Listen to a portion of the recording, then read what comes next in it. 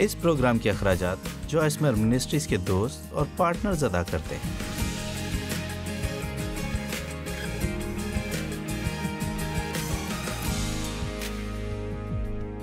الہی رہنمائی اپنے فرزندوں کے لیے خدا کی عین مرضی ہے۔ یسایہ 42 کی 16 اور اندھوں کو اس راہ سے جسے وہ نہیں جانتے لے جاؤں گا، اور میں ان کو ان راستوں پر جن سے وہ آگاہ نہیں لے چلوں گا۔ میں ان کے آگے تاریکی کو روشنی اور اونچی نیچی جگہوں کو ہموار کر دوں گا۔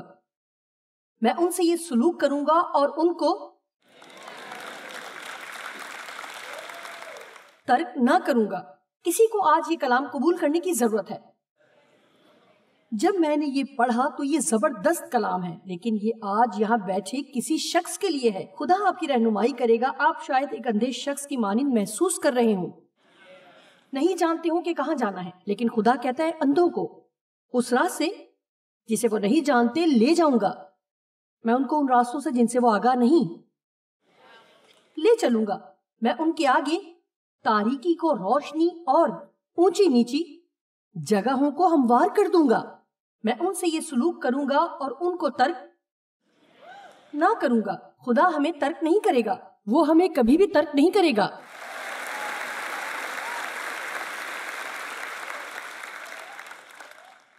ہماری زیادہ تر دعائیں جو ہم خدا سے کرتے ہیں ایسی ہوتی ہیں: اے خدا، مجھ پر ظاہر کر مختلف حالات میں مجھے کیا کرنا ہے، مستقبل کا کیا ہوگا، ماضی میں کی گئی غلطیوں کا کیا ہوگا، وہ فیصلے جنہیں کرنے کی ضرورت ہے، مشکل تعلقات سے کس طرح نمٹنا ہے۔ اور خدا ہماری رہنمائی کرتا ہے۔ یسایہ 30 کی 21 آیت میں لکھا ہے، اور جب تو دہنی یا بائیں طرف مڑے تو تیرے کان تیرے پیچھے سے یہ آواز سنیں گے کہ راہ یہی ہے، اس پر چل۔ لیکن یہاں میں پھر سے کہوں گی، میرا نہیں خیال کہ اس کا مطلب ہے کہ کوئی حقیقی آواز آپ کے کانوں میں گونجے گی، لیکن میرا خیال ہے کہ اگر ہم دھیمے ہوں، اور میں سمجھتی ہوں دھیمے سے خدا کی آواز سننا اچھی بات ہے۔ کیا ہم سب مل کر یہ کہہ سکتے ہیں؟ دھیما ہونا۔ اگر ہم دھیمے ہوں اور تھوڑا سا اور زیادہ وقت لیں تو میں سمجھتی ہوں آپ زیادہ بہتر طور پر خدا کی آواز سن سکتے ہیں۔ اب میں نے فیصلہ کرنے میں زیادہ وقت لینا شروع کر دیا ہے۔ میں کچھ اس قسم کے لوگوں میں سے ہوں جو بہت سوچتے ہیں میں کوئی بھی کام لے کر اس کو پورا کر سکتی ہوں، لیکن میرے جسم نے مجھے بتانا شروع کر دیا ہے کہ مجھے اپنا یہ رویہ بدلنا ہوگا اگر مجھے دیر تک تندرست رہنا ہے۔ اور یہ بات مجھے کسی اور شخص نے جو منسٹری میں تھا بہت پہلے کہی تھی، اور میرے لیے بڑی مددگار ثابت ہوئی۔ میں اس سے پوچھ رہی تھی کہ آپ یہ کیسے جانتے ہیں کہ کس جگہ ہاں کہنی اور کس جگہ نہ کہنی ہے، کیونکہ جتنے مواقع آپ لے سکتے ہیں آپ کو اس سے زیادہ ملتے ہیں۔ اور شاید آپ میری طرح فل ٹائم منسٹری میں بھی نہیں ہیں، لیکن آپ ہمیشہ ایک ہی چیز کے ساتھ نمٹ رہے ہوتے ہیں۔ آپ ہر چیز کے لیے ہاں نہیں کہہ سکتے جو کہ ہر کوئی آپ سے توقع کرتا ہے، کیونکہ اگر آپ ایسا کرتے ہیں تو آپ بالکل ٹوٹ پھوٹ کا شکار ہو جائیں گے۔ لہٰذا اس نے کہا، میں نے ہر چیز کو تفصیل سے سوچنے کی عادت اپنائی۔ جیسے کہ اگر میں کہیں کلام سنانے کی ذمہ داری لیتی ہوں اور وہ اس وقت آسٹریلیا میں رہتی ہو اور اسے یہاں آنے کے لیے بہت سا وقت درکار تھا، چیزوں کو پیک کرنا، جہاز میں سفر کرنا، ہوٹل میں جانا، سامان نکالنا میٹنگز میں جانا، اور پھر اوپر سے جہاز کے بار بار چکر لگانا اور بار بار آنا جانا، یہ سب واقعی فیصلہ کرنے میں آپ کی مدد کرتا ہے۔ اگر آپ تھوڑے سے دھیمے ہو جائیں اور خدا کو کام کرنے دیں کہ آپ کو دکھائے کہ دراصل ان چیزوں کو کرنے میں آپ کو کس میں سے گزرنا ہوگا جن کے لیے آپ ہاں کرنے جا رہے ہیں۔ لہٰذا میں نے حال ہی میں ان چیزوں کو آزما کر دیکھا اور اس سے واقعی میری مدد ہوئی۔ میں جب تک دیکھ نہ لوں میں فیصلہ نہیں کرتی۔ میں کچھ اس طرح کی ہوں کہ میں چیزوں پر نظر رکھتی ہوں، میں جاننا چاہتی ہوں کہ آج کیا ہونے جا رہا ہے، بلکہ آنے والے دن اور ہفتے پر بھی، اور اس کے بعد میں آنے والے ہفتے پر بھی۔ اور یہ بات آپ پر بہت زیادہ اندرونی دباؤ ڈالتی ہے۔ آپ پہلے ہی سے باہر کے دباؤ سے جو بہت زیادہ ہے نمٹ رہے ہیں۔ آپ کو ضرورت ہے زیادہ اندرونی دباؤ سے نمٹنے کی ضرورت نہیں۔ لہٰذا اس سے مجھے بہت مدد ملی۔ بعض اوقات ایسا سوچنے میں یہ کسی اور دن کے لیے ہے، مجھے آج اس سے متعلق سوچنے کی ضرورت نہیں۔ اور پھر جب لوگ مجھ سے کہتے ہیں آپ یہ کرنا چاہتی ہیں یا وہ کرنا چاہتی ہیں. جیسے کہ میں پچھلے ہفتے کچھ اپوائنٹمنٹ بنا رہی تھی اور میرے پاس 2 یا 3 مختلف آپشن تھے.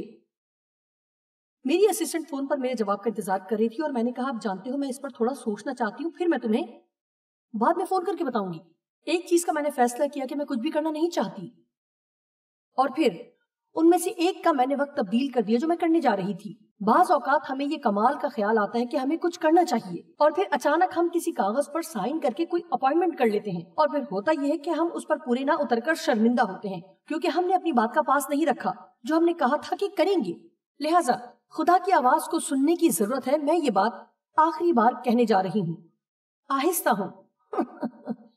چیزوں کو کھوجنے میں اور ان کے بارے میں سوچنے کے لیے تھوڑا زیادہ وقت لیں. کیا کوئی مجھ سے متفق ہے؟ اور جب تو دائیں یا بائیں مڑے تو تیرے کان تیرے پیچھے سے یہ آواز سنیں گے کہ یہی راہ ہے, اس پر چل. ہم اپنی پوری زندگی کا ایک خاکہ دیکھنا چاہتے ہیں. ہم اٹھنے سے پہلے ہر قدم کو جاننا چاہتے ہیں. ہم سوچتے ہیں ایسا ہوگا, لیکن ایسا نہیں ہوتا, کیونکہ اگر آپ ہر چیز کو جان جائیں جن کے ساتھ ابھی آپ نے اپنی زندگی میں نمٹنا ہے, ہو سکتا ہے آپ ابھی سے ہمت ہار جائیں. لیکن یہ دلچسپ بات ہے کیونکہ جب ایک وقت میں ایک چیز ہمارے سامنے آتی ہے تو ہم اس کا سامنا خدا کی مدد سے کر سکتے ہیں. اسی لیے خدا ہم سے بہت ساری باتوں کو خفیہ رکھتا ہے. اس نے ہمیں روزانہ کی بنیاد پر زندگی گزارنے کے لیے اور ایک وقت میں ایک چیز کے ساتھ نمٹنے کے لیے تخلیق کیا ہے. آپ کو خدا کے ساتھ سیکھنے کی ضرورت ہے کہ وہ آپ کو اگلا قدم نہیں بتائے گا جب تک آپ وہ قدم نہیں اٹھاتے جسے اٹھانے کا اس نے کہا ہے.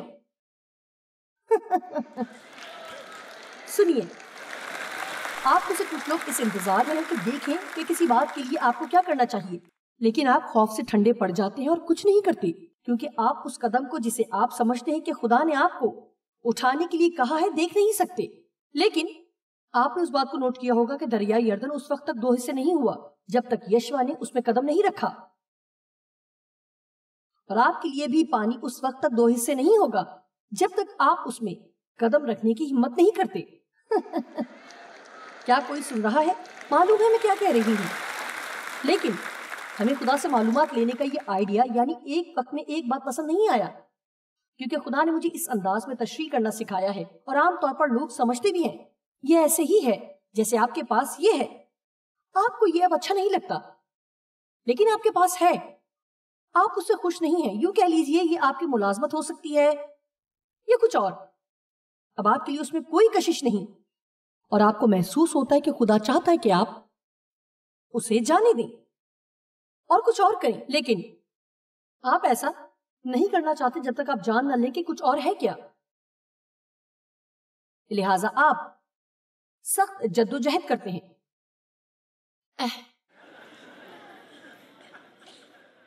اور آخر میں آپ پریشان ہو جاتے ہیں اور 2 حصوں میں بڑھ جاتے ہیں کیونکہ خدا ہمیشہ اس نئی چیز کو آپ سے اتنا دور رکھے گا جب تک آپ اس کو چھوڑ نہیں دیں گے اور ظاہر نہیں کرتے کہ آپ بھروسہ کرتے ہیں. میرا مطلب ہے میرے پاس آج وقت نہیں کہ میں آپ کو اپنی منسٹری سے متعلق کہانیاں سناتی رہوں اور وہ باتیں خوفزدہ کرنے والی جو ہمیں کرنا تھی, اور خدا نے ہماری کیسے رہنمائی کی ایک وقت میں قدم قدم پر. میں آپ کو ایک مثال دوں گی کہ جب ہم نے اپنی منسٹری کا آغاز کیا تو اس کا آغاز ہمارے گھر کے بیسمنٹ سے ہوا, اور میں نہیں جانتی ہمارے پاس کتنے لوگ تھے, شاید 8 یا 10 کام کرنے والے. جب ہمیں احساس ہوا کہ اب گھر سے باہر نکلنا چاہیے اور ہم نے 1700 اسکوائر فٹ کا آفس کرائے پر لیا, اور ہمیں یوں محسوس ہو رہا تھا کہ ہم اتنے بڑے آفس کا کیا کریں گے.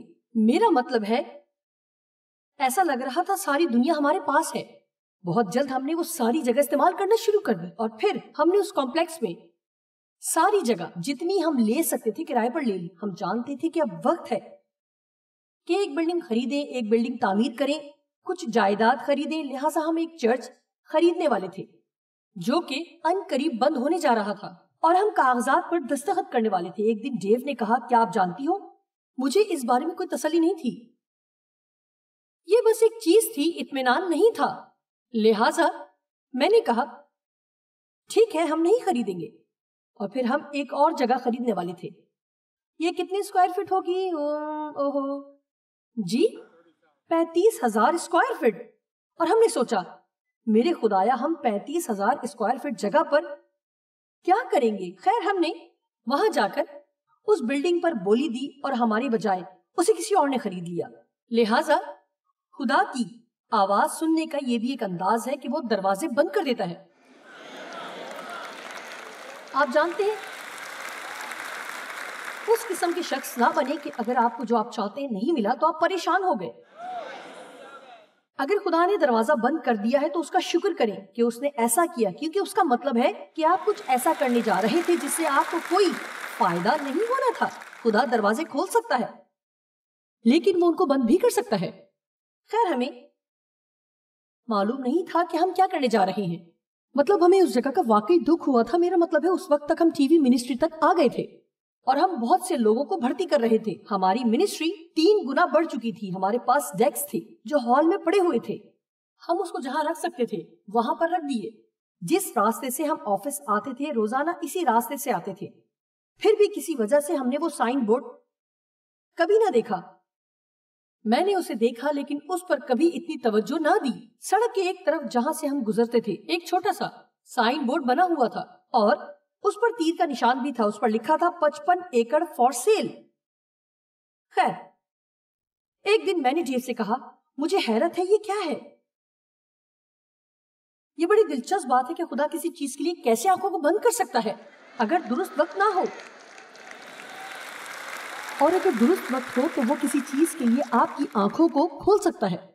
لہٰذا ہم وہاں گئے اور ہم نے 55 ایکڑ جگہ کو دیکھا اور وہ ایک زبردست کمال کی جگہ تھی. لیکن وہاں یہ نہیں لکھا تھا کہ قیمت کیا ہے اور ہم نے اس کے لیے ایک مخصوص رقم بچا کر رکھی ہوئی تھی. ہم نے اس خاتون کو ڈھونڈ نکالا جو اس کی مالک تھی اور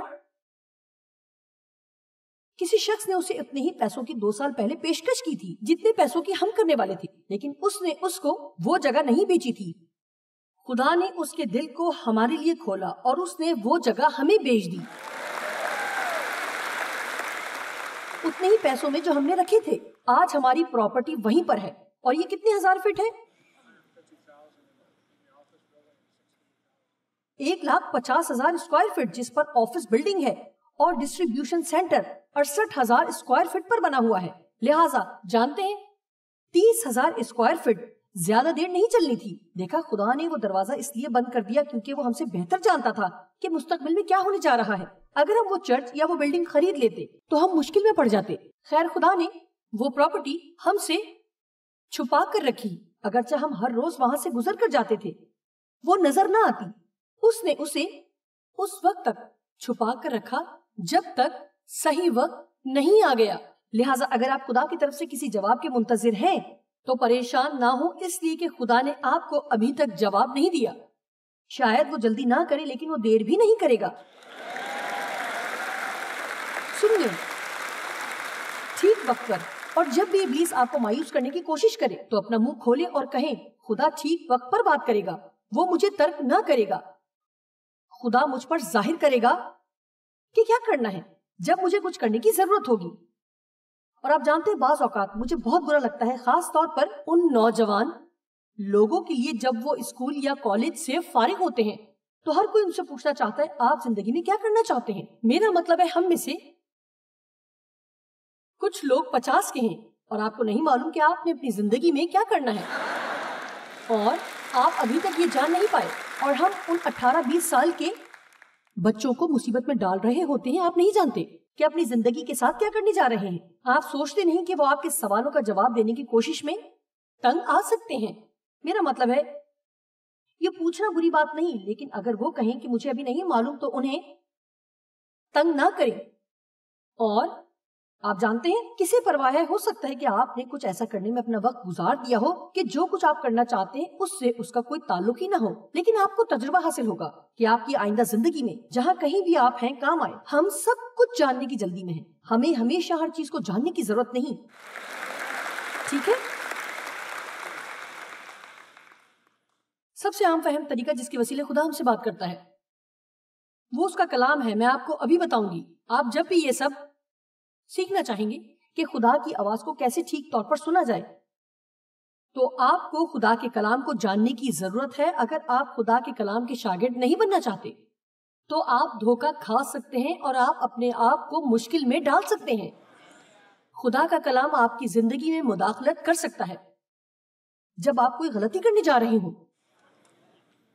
جب آپ کسی غلط سمت میں جانے کے لیے تیار ہوں اور کچھ غلط کرنے کے لیے تیار ہوں, جب آپ کسی سے ایسا سلوک کرنے جا رہے ہوں جو خدا کو ناپسندیدہ ہو تو خدا کا کلام اس میں مداخلت کرے گا. لہٰذا آپ کو خدا کے کلام کو سیکھنے کے لیے خدا سے عہد کرنا ہوگا. میں اس بات کو دل و جان سے دیکھنا چاہوں گی کہ خدا کا ہر ایک شخص ہر روز خدا کے کلام میں وقت گزارے. اگر آپ زیادہ وقت خدا کے کلام میں نہیں گزارتے اور جب بھی آپ روزانہ خدا کا کلام سنیں گے تو آپ حیران ہوں گے کہ خدا کے کلام کے الفاظ جن پر آپ غور کرتے ہیں, اگر آپ اپنے کسی بھی کام میں مصروف ہیں, آپ میوزک سن رہے ہیں یا آپ کچھ بھی کام کر رہے ہیں یا کچھ بھی, اور آپ اس حالت میں نہیں ہے کہ ارادی طور پر کلام کا ہر لفظ سن سکیں, تو بھی اسے چلنے دیں, چاہے آپ کو اسے 2 یا 3 بار سننا پڑے, اس سے پہلے کہ آپ اسے سمجھیں. اچھا ہے کہ آپ ایسا کریں. آپ صرف اپنی توجہ ضائع کر رہے ہیں اگر آپ جانتے ہیں کہ آپ بیٹھے کچھ اور سوچ رہے ہیں جو کوئی اچھا پھل پیدا نہیں کرے گا. بہرحال خدا کے کلام سے محبت کریں. دوسرے کرنتھیوں 10 باب کی 4 سے 5 آیت. اس لیے کہ ہماری لڑائی کے ہتھیار جسمانی خون اور گوشت نہیں بلکہ خدا کے نزدیک قلعوں کو ڈھا دینے کے قابل ہیں. چنانچہ ہم تصورات اور ہر ایک اونچی چیز کو جو سچے خدا کی پہچان کے برخلاف سر اٹھائے ہوئے ہے ڈھا دیتے ہیں اور ہر ایک خیال کو قید کر کے مسیح کا فرما بردار بنا دیتے ہیں. دوسرے الفاظ میں آج دنیا میں بہت ساری آوازیں ہیں, کچھ فطری ہیں اور کچھ مافوق الفطرت جو ہم سے کلام کریں گی. لیکن اگر ہم خدا کے کلام کی سچائیوں سے واقف ہیں تو ہم پہچان جائیں گے کہ خدا کے کلام کے مطابق کیا درست ہے اور خدا کے کلام کے مطابق کیا غلط ہے. یسوع نے کہا اگر تم میرے کلام پر قائم رہو گے اور سچائی سے واقف ہوگے اور سچائی تم کو آزاد کرے گی. میرا ایمان ہے کہ خدا کی بات سننے کا خاص ذریعہ یہ بھی ہے, اور میں جانتی ہوں کہ یہ میرے اور ڈیو کے لیے ایک حقیقت ہے, اور وہ ہے آپ کی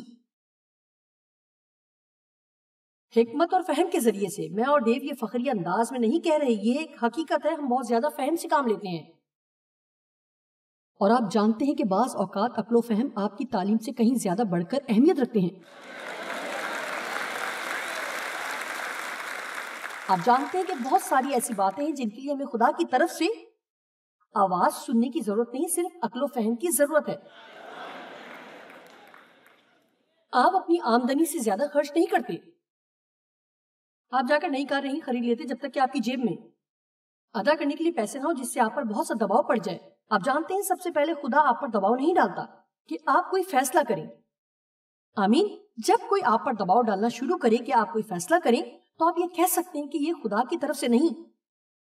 مہربانی سے تھوڑا اور وقت لیں. آپ جانتے ہیں جب آپ کچھ خریدنے لگیں, خاص طور پر کوئی قیمتی چیز, آنکھیں بند کر لیں, جیولری کیس سے دور ہٹ جائیں, چمکیلے بھڑکیلے شو روم سے دور رہیں جہاں پالش کی ہوئی کاریں کھڑی ہیں اور ایسی خوبصورت لگ رہی ہے جیسے آپ نے پہلے کبھی نہیں دیکھی.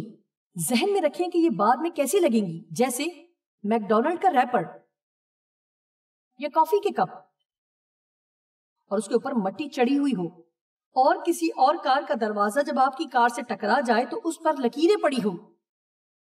پھر اپنے آپ سے کہیں اگر یہ ایسی ہے تو پھر میں مہینے کے $700 7 برسوں میں ادا کرنے کے لیے تیار ہوں تاکہ اسے خرید لوں.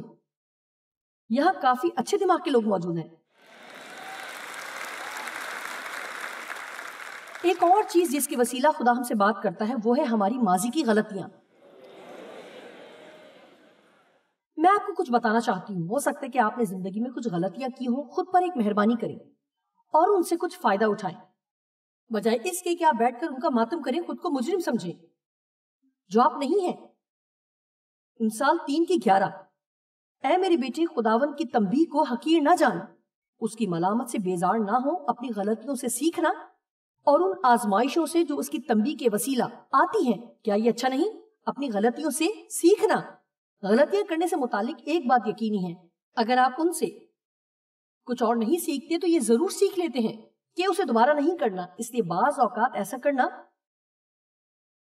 دانش مندی ثابت ہوتا ہے کہ جب معلوم نہ ہو کہ آپ اپنی زندگی کے ساتھ کیا کرنے جا رہے ہیں تو کچھ چیزیں کرنے کی کوشش کریں، کیونکہ اگر کوئی بات نہیں بنتی تو کم از کم آپ کو معلوم تو ہوگا کہ کیا نہیں کرنا ہے.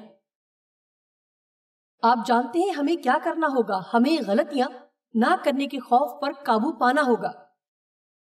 ہم ایسا سوچنا بھی برداشت نہیں کر سکتے کہ ہم غلط بھی ہو سکتے ہیں، یا ہم کسی کو یہ بتائیں کہ ہم نے کچھ غلط کیا ہے. جانتے ہیں جب ہم جا کر لوگوں کو بتاتے ہیں کہ خدا نے مجھ سے کلام کیا، اور جب یہ ظاہر ہو جاتا ہے کہ خدا نے ایسا کچھ نہیں کہا کیونکہ اس طرح سے کام نہیں ہو رہا، پھر ایک اور غلطی کرتے ہیں کہ اسے کسی اور بہانے سے ڈھانپنے کی کوشش کرتے ہیں. میں نہیں جانتی کہ ہم کیوں نہیں واپس جاتے اور لوگوں سے کہتے آپ جانتے ہیں میں سمجھی تھی یہ خدا کی طرف سے، لیکن ایسا نہیں ہے. ہر کوئی اس میں سے گزرتا ہے اور ہم اس سے کہیں زیادہ بہتر حالت میں ہوں اگر ہم ایک دوسرے کے ساتھ اس طرح کی باتوں میں دیانتدار ہوں.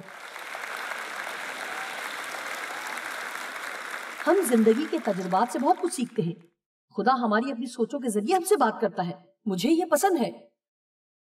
اب اس کا ہرگز یہ مطلب نہیں کہ ہر خیال خدا کی طرف سے ہے، لیکن یہ ان مسح شدہ خیالات میں سے ایک خیال ہوتا ہے جو آپ کو بھا جاتا ہے. آپ اس سے متعلق بہت اچھا محسوس کرتے ہیں. انسال 16 باب کی 3 آیت میں لکھا ہے اپنے سب کام خداوند پر چھوڑ دے، پورے دل سے اس پر بھروسہ کر تو وہ تیرے خیالات کو اپنی مرضی کے مطابق ڈھال لے گا اور تو تیرے ارادے قائم رہیں گے. کیا ہی اچھی بات ہے. مجھے امید ہے آپ نے ایسا بہت مرتبہ دیکھا ہوگا، اور یہ حقیقی ہے. یہ کوئی یوں ہی بادلوں میں مافوق الفطرت چیز نہیں ہے. او یہ خدا تھا. بعض اوقات خدا آپ سے جانی پہچانی آواز میں بات کرتا ہے. جب خدا نے سیموئل کو بلایا، سیموئل سوچتا رہا یہ ایلی کاہن کی آواز ہے جو اس کو بلا رہا ہے، کیونکہ یہ وہ آواز تھی جس کے وسیلہ وہ خدا سے متعلق سنتا رہتا تھا. اور مجھے کچھ لوگ کہتے تھے میں یہ کرنے لگا تھا، میں وہ کرنے لگا تھا، کیونکہ میں نے سنا کہ آپ مجھ سے کہہ رہی ہیں. جب آپ کسی کو بہت زیادہ سنتے ہیں، آپ اپنے پاسٹر کو بہت زیادہ سنتے ہیں. خدا کی بات کرنے کا ایک طریقہ یہ بھی ہے، وہ کوئی بات آپ کی یادداشت میں لاتا ہے، جو بات انہوں نے پہلے کسی وقت میں کہی ہو، جو آپ کو اس چیز سے بچا رہی ہوتی ہے جس کی وجہ سے آپ مشکل میں پڑ سکتے ہو. لہٰذا اگر آپ کو ایسا محسوس ہو تو حیران نہ ہو، خدا آپ سے ایک جانی پہچانی آواز میں بات کر رہا ہے جو آپ سنتے رہے ہیں. خدا ہماری خواہشات کی وسیلہ سے بھی کلام کرتا ہے. ہماری ہر ایک خواہش خدا کی طرف سے نہیں ہوتی. اگر آپ کو ہر رات آئس کریم کھانے کی تمنا ہو، شاید خدا کی طرف سے نہ ہو. اگر آپ کو کسی اور کی بیوی پسند ہے تو یہ خدا کی طرف سے نہیں ہے. آمین. اگر آپ اپنی بات کا پاس رکھنے کی خواہش نہیں رکھتے تو یقیناً یہ خدا کی طرف سے نہیں.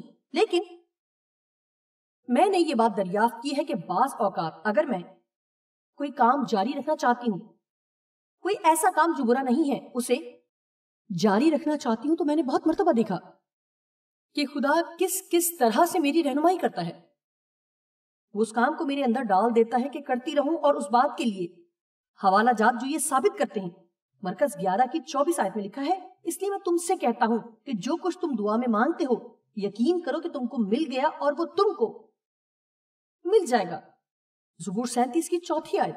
خداوند میں مسرور رہ اور وہ تیرے دل کی مرادیں پوری کرے گا. اور پھر یہ مجھے بہت پسند ہے، فلپیوں 2 کی 13 آیت. کیونکہ جو تمہاری اپنی قوت میں نہیں لیکن وہ تم میں نیت اور عمل دونوں کو اپنے نیک ارادے کو انجام دینے کے لیے، جو کہ اپنے مقصد کو حاصل کرنے کے لیے مضبوطی توانائی تمہارے اندر صلاحیت اور خواہش پیدا کرتا ہے، وہ خدا ہے. لہٰذا خدا ہمارے اندر اس بات کی خواہش پیدا کرتا ہے جو وہ چاہتا ہے کہ ہم کریں. میں دیانتداری سے آپ کو بتا سکتی ہوں کہ اس دن سے جب سے خدا نے مجھے منادی کے لیے بلایا، میرے اندر ایسا کرنے کی جلتی ہوئی خواہش ہے. اور یہ بھی ایک طریقہ ہے کہ میں جانتی ہوں کہ یہ خدا کی طرف سے ہے، کیونکہ میں اس کے بغیر رہ نہیں سکتی۔ پچھلے 10 برسوں میں اب لوگ اکثر مجھ سے کہتے ہیں تمہارا ریٹائر ہونے کا ارادہ نہیں؟ میں کہتی ہوں نہیں، میں نہیں ہوں گی۔ میں خود کے ساتھ اور کیا کروں گی؟ میرا مطلب ہے میں نہیں جانتی کہ میں اپنے ساتھ کیا کروں گی۔ میرا مطلب ہے کہ جب آپ کو خدا کی طرف سے بلاہٹ ہو، اس سے بہت مختلف ہے کہ آپ باہر جائیں اور کوئی ملازمت اختیار کریں۔ یہ کچھ ایسا نہیں کہ وقت گزرنے کے ساتھ اس میں تبدیلی کریں۔ جتنا کام میں نے کیا میں خود سے نہیں کر سکتی تھی۔ خیر میرے اندر کچھ اور کرنے کی خواہش نہیں ہے سوائے اس کے کہ اپنی باقی زندگی بھی خدا کو دے دوں۔ میرا ایمان ہے کہ خدا کی آواز سننا ہمارے تصور سے کہیں کم پیچیدہ ہے۔ بعض اوقات یہ جاننے کے لیے کہ جو آپ سمجھ رہے ہیں کہ خدا کی آواز ہے وہ ہے یا نہیں، اس کا ایک ہی طریقہ ہے قدم اٹھائیں۔ میں اسے قدم اٹھائیں اور جانے کہتی ہوں۔ مجھے یاد ہے کہ ایک مرتبہ ایک عظیم مرد خدا سے کسی نے پوچھا کہ اس نے کیسے خدا کی آواز سننا سیکھا، اور انہوں نے کہا کہ بہت سی غلطیاں کرنے سے۔ یہ سچ ہے، بعض اوقات آپ کچھ بھی نہیں کر سکتے اگر آپ ہمیشہ غلطیاں کرنے سے خوف زدہ ہوں۔